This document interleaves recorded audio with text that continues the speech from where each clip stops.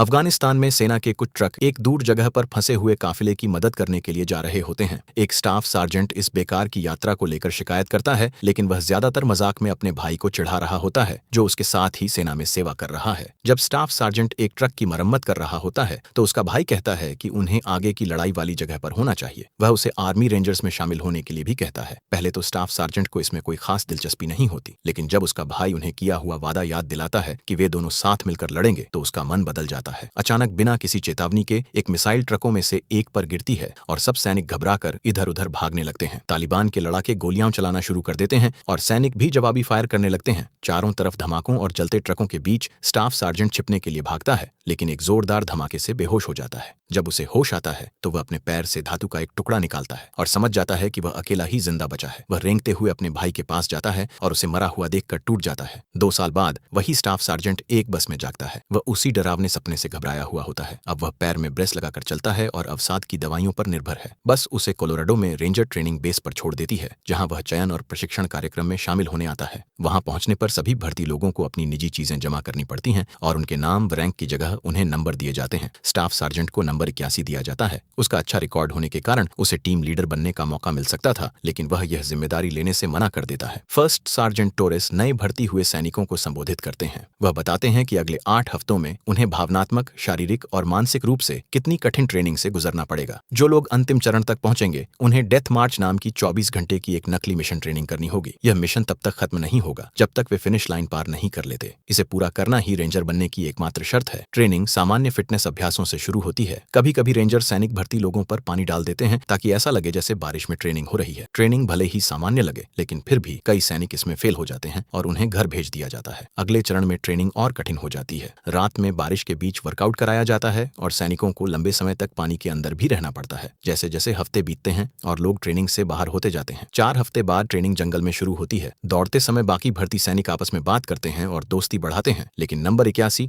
अकेले ही तेज दौड़कर आगे निकल जाता है। जब तक बाकी लोग पहुंचते हैं वह वापस लौट भी चुका होता है। दूसरे सैनिक उसका मजाक उड़ाते हैं, लेकिन वह किसी की परवाह नहीं करता। वह खाना भी अकेले ही खाता है। आगे की ट्रेनिंग में नदी के ऊपर रस्सी के सहारे पार करना और हाथ से हाथ की लड़ाई जैसी एक्सरसाइज होती है। इन सब में 81 बार बार बाकी लोगों से बेहतर साबित होता है। एक दिन दोपहर में टोरेस पूछते हैं कि किस किस को असली युद्ध का अनुभव है। कुछ ही सैनिक हाथ उठाते हैं। जब 81 की बारी आती है तो कमरे में तनाव छा जाता है, क्योंकि कई लोग पहले से ही उसके काफिले पर हुए हमले के बारे में जानते हैं। बाद में डिनर के समय जो लोग जानते हैं वे बाकी लोगों को बताते हैं कि हमले के बाद 81 अपने भाई को लगभग 10 मील तक उठाकर बेस तक लेकर आया था। इसके लिए उसे सिल्वर स्टार सम्मान भी मिला था। जब कुछ भर्ती सैनिक सीधे उससे इस बारे में बात करने की कोशिश करते हैं तो टोरेस उन्हें रोक देते हैं और पूरी टीम को सजा के तौर पर अतिरिक्त एक्सरसाइज करवाते हैं। टीवी समाचारों में रिपोर्टर नासा की एक घोषणा के बारे में बता रहे होते हैं। एक क्षुद्र ग्रह पृथ्वी के बहुत करीब से गुजरने वाला है। इधर ट्रेनिंग और भी कठिन होती जाती है और धीरे धीरे कई भर्ती सैनिक बाहर होते जाते हैं। नंबर 81 की आदत है कि वह सबके सो जाने के बाद ही अपनी दवा लेता है, लेकिन एक रात 7 नाम का एक भर्ती उसे दवा लेते हुए देख लेता है। अगले दिन ब्रेक के समय 7 81 के एक टैटू का मतलब सही सही बता देता है, लेकिन यह नहीं बताता कि उसे कैसे पता चला। इससे 81 थोड़ा परेशान और असहज हो जाता है। ट्रेनिंग के अगले चरण में कॉम्बैट रेस्क्यू की नकली अभ्यास करवाए जाते हैं। धमाके नकली होते हैं, लेकिन वे 81 को फिर से उस घातक हमले की याद दिला देते हैं। एक पानी के अंदर वाली एक्सरसाइज में वह खुद को और ज्यादा धक्का देता है। वह अपने भाई की मौत और उसे न बचा पाने की याद पर ध्यान लगाता है ताकि वह दोबारा कभी इतना धीमा न पड़े, लेकिन वह बहुत देर तक पानी के अंदर रह जाता है और लगभग डूब ही जाता है। दूसरे सैनिक उसे बाहर निकालते हैं और CPR देकर उसकी जान बचाते हैं। इसके बाद 81 अपने अफसर के ऑफिस के बाहर इंतजार करता है। तभी वह खबर सुनता है कि वह एस्टेरॉयड अब टूटने लगा है और विशेषज्ञों का मानना है कि यह कई छोटे छोटे अंतरिक्ष पत्थरों का समूह हो सकता है। अंदर ऑफिस में टोरेस और शेरिडन उसे ट्रेनिंग छोड़ने के लिए कहते हैं। उन्हें उसकी मानसिक स्थिति की चिंता है। वे बताते हैं कि हमले के बाद उसने कभी कोई इलाज या थेरेपी नहीं ली और हमेशा खुद को सबसे अलग रखता है। उनका मानना है कि वह इस प्रोग्राम का सबसे अच्छा उम्मीदवार है, लेकिन फिर भी वे चाहते हैं कि वह खुद ही फैसला लेकर चला जाए, बजाय इसके कि उसे जबरन निकालना पड़े। 81 थोड़ी देर गुस्सा दिखाता है, लेकिन फिर शांत होकर मना कर देता है और वहां से बाहर चला जाता है। जब बाकी अयोग्य भर्ती सैनिकों को बाहर किया जाता है तो 81 सोचता है कि शायद उसका नंबर भी आने वाला है, लेकिन ऐसा नहीं होता। वह उन कुछ लोगों में शामिल होता है जो पास हो जाते हैं। टीम को डेथ मार्च के लिए तैयार होने के लिए केवल 30 मिनट दिए जाते हैं। बाकी सैनिक खुश होकर जश्न मनाते हैं, लेकिन 81 के चेहरे पर कोई भावना नहीं होती। हैंगर के अंदर टोरेस जमीन के नक्शे को सामने रखकर डेथ मार्च के मिशन के बारे में समझाते हैं। वह बताते हैं कि एक गुप्त सैन्य विमान दुश्मन इलाके में गिरा दिया गया है। उनका मिशन है है दुश्मन के क्षेत्र को पार करना, उस विमान को नष्ट करना ताकि वह गलत हाथों में न जाए, और फिर एक विद्रोही गांव ढूंढकर पायलट को बचाना। सबको हैरानी होती है जब नंबर 81 को टीम लीडर बना दिया जाता है। भर्ती सैनिक हेलीकॉप्टर में बैठते हैं और उड़ान भरते हैं। रास्ते में ज्यादातर इलाका उन्हें अपनी ट्रेनिंग जैसा ही लगता है, लेकिन एक जगह अलग दिखाई देती है। एक रेंजर उन्हें बताता है कि वह एक निजी पत्थर की खदान है, और अगर वह दिख रही है तो इसका मतलब है कि वे रास्ते से बहुत दूर निकल गए हैं। कुछ समय बाद टीम को उतार दिया जाता है और वे तुरंत जंगल में छिप जाते हैं। जब 81 टीम से बात करने में हिचकिचाता है तो 7 आगे बढ़कर कुछ हौसला बढ़ाने वाले शब्द बोलता है और टीम को संभाल लेता है। टीम पूरे दिन मार्च करती है और रात होने पर ही रुकती है। पहरे के दौरान 7 81 से अपनी कोई निजी बात साझा करने की कोशिश करता है, लेकिन 81 उसे रोक देता है। थोड़ी देर बाद पास में एक चमकती हुई चीज आकर गिरती है और जमीन जोर से हिलने लगती है। शुरुआती झटके के बाद टीम सोचती है कि शायद यह तोपखाने का नकली अभ्यास है और आराम करने की वजह से उन्हें सजा दी जा रही है। 81 उन्हें आगे बढ़ते रहने का आदेश देता है। सुबह होने पर टीम पास की एक धारा के उस पार एक विमान देखती है। उसका मॉडल उन्हें पहचान में नहीं आता, लेकिन वे मान लेते हैं कि ट्रेनिंग के लिए रेंजर्स ने बहुत असली जैसा सामान इस्तेमाल किया है। जब 81 हमले की योजना बनाने लगता है तो एक सैनिक ध्यान दिलाता है कि यह विमान उन निर्देशांक पर नहीं है जो उन्हें दिए गए थे। वह यह भी देखता है कि उसका कंपास काम करना बंद कर चुका है। बाकी सैनिक भी अपने कंपास देखते हैं और पाते हैं कि उनके साथ भी वही समस्या है। नंबर 111 बताता है कि संचार भी बंद है। रेडियो पर सिर्फ अजीब सी रुकावट और शोर सुनाई दे रहा है। फिर भी टीम सोचती है कि यह सब शायद टेस्ट का ही हिस्सा है, इसलिए वे योजना के अनुसार अलग अलग होकर आगे बढ़ते हैं। अचानक पक्षियों का एक झुंड घबरा कर उड़ जाता है। इससे नंबर 81 का ध्यान दूर चमकती हुई किसी चीज पर जाता है। वह उसकी ओर बढ़ता है, जबकि 3 सैनिक उस विमान पर विस्फोटक लगाने लगते हैं। जब 81 उस चमकती चीज के पास पहुंचता है तो वह हैरान रह जाता है। वहां असली मिशन वाला विमान खड़ा होता है जो सूरज की रोशनी में चमक रहा होता है। वह तुरंत भागकर वापस टीम के पास आता है। इसी बीच लगाए गए विस्फोटक फट जाते हैं, लेकिन वह अजीब विमान बिल्कुल भी नुकसान नहीं उठाता। इसके बाद वह चमकने लगता है और उसका आकार बदलने लगता है। वह खुलकर एक बहुत बड़े रोबोट में बदल जाता है। रोबोट पहले नीली लेजर से पूरे इलाके को स्कैन करता है, फिर लाल लेजर से टीम को निशाना बनाता है। वह अपना हथियार उठाकर गोलीबारी शुरू कर देता है। सैनिक तुरंत बचने के लिए इधर उधर कूदकर छिपने लगते हैं। कई सैनिक तुरंत ही मारे जाते हैं। इसके बाद रोबोट छिपे हुए सैनिकों को भी निशाना बनाना शुरू कर देता है और भी लोगों को मार देता है। जब नंबर 44 पर हमला होने वाला होता है तो 81 उसे धक्का देकर बचा लेता है और सबको भागने का आदेश देता है। टीम जंगल की ओर भागती है और पीछे से रोबोट नदी के पास खड़ा होकर उन पर गोलीबारी करता रहता है। वह पेड़ों को गिरा देता है और भागते हुए सैनिकों को मारता जाता है। आखिरकार टीम एक ऊंची चट्टान के किनारे पहुंच जाती है। रोबोट उनकी ओर एक विस्फोटक फेंकता है। धमाके की वजह से सब लोग चट्टान से नीचे गिर जाते हैं और नीचे पत्थरों और पेड़ों पर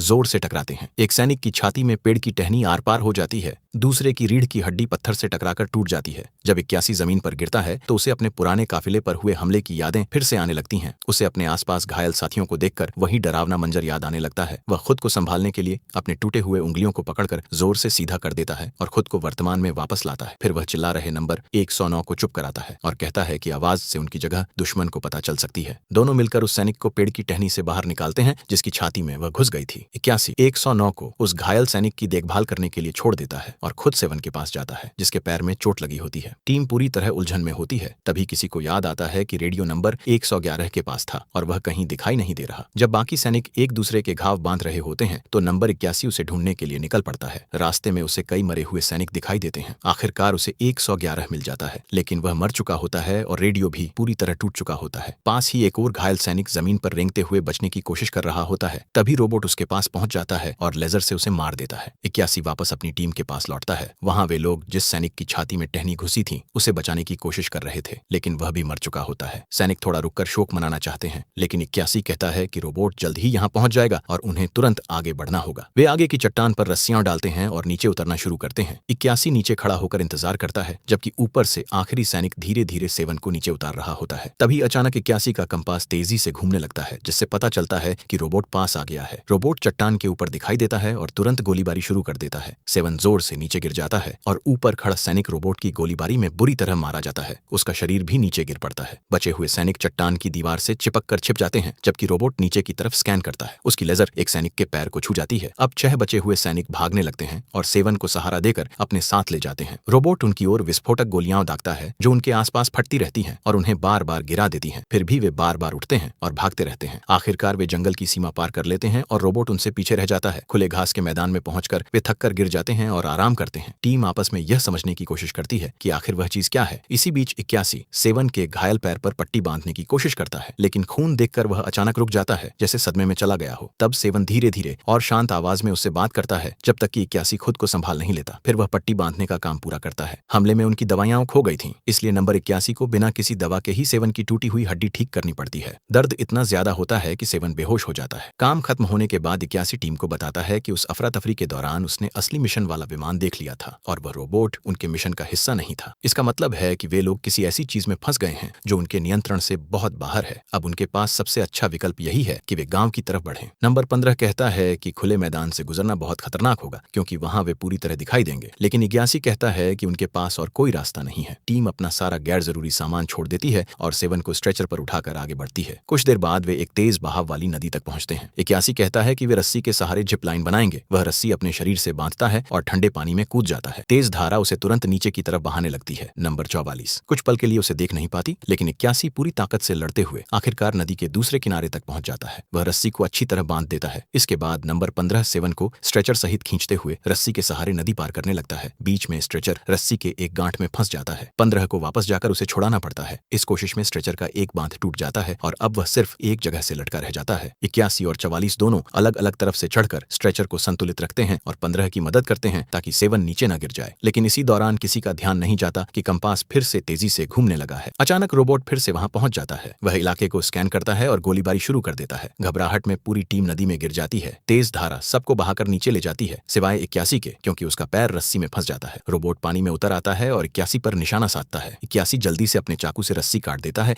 और ठीक समय पर बच निकलता है। वह हर बार रोबोट के फायर करने पर पानी के नीचे गोता लगाकर खुद को बचाता है। तभी उसे पास में स्ट्रेचर पर बहता हुआ सेवन दिखाई देता है। वह पूरी ताकत से तैरकर उसके पास पहुंचता है, लेकिन नदी का बहाव बहुत तेज होता है। दोनों को साथ लेकर धारा उन्हें एक झरने की ओर बहा ले जाती है। झरने के ऊपर से गिरने से ठीक पहले 81 सेवन को पकड़ लेता है और फिर सब कुछ अंधेरा हो जाता है। कुछ मिनट बाद टीम के लोग नदी के किनारे आकर गिरते हैं। उन्हें नंबर 60 ने पानी से बाहर निकाला होता है। वह बताता है कि रोबोट के पहले हमले में वह तेज बहाव वाली नदी में गिर गया था। उसे लगा कि बाकी सब लोग मर चुके हैं, इसलिए वह अकेले ही आगे बढ़ रहा था। बाद में उसने बाकी बचे सैनिकों को झरने से गिरते हुए देखा और उन्हें बचा लिया। 81 पानी में एक और लाश देखता है, लेकिन वह कुछ नहीं कहता और टीम से कहता है कि अब तुरंत आगे बढ़ना होगा। कई घंटों तक पहाड़ियों और जंगल से गुजरने के बाद अचानक 81 टीम को रोक देता है। उसे एक जाल दिखाई देता है, पेड़ों के बीच बंधी एक रस्सी जो एक फ्लेयर से जुड़ी होती है। यह वही तरह का जाल है जो उनके सार्जेंट असली मिशन के हिस्से के रूप में लगाते थे। टीम सावधानी से उसे पार करती है और आगे बढ़ती रहती है। आखिरकार उन्हें गांव दिखाई देता है, लेकिन वह पूरी तरह खंडहर बन चुका होता है। वहां का एंटीना भी टूटा हुआ होता है, जिससे समझ आता है कि उनका संपर्क क्यों बंद था। 81 तबाही के निशानों को ध्यान से देखता है और उन्हें पहाड़ की ओर जाते हुए देखता है, जहां से काला धुआं उठ रहा होता है।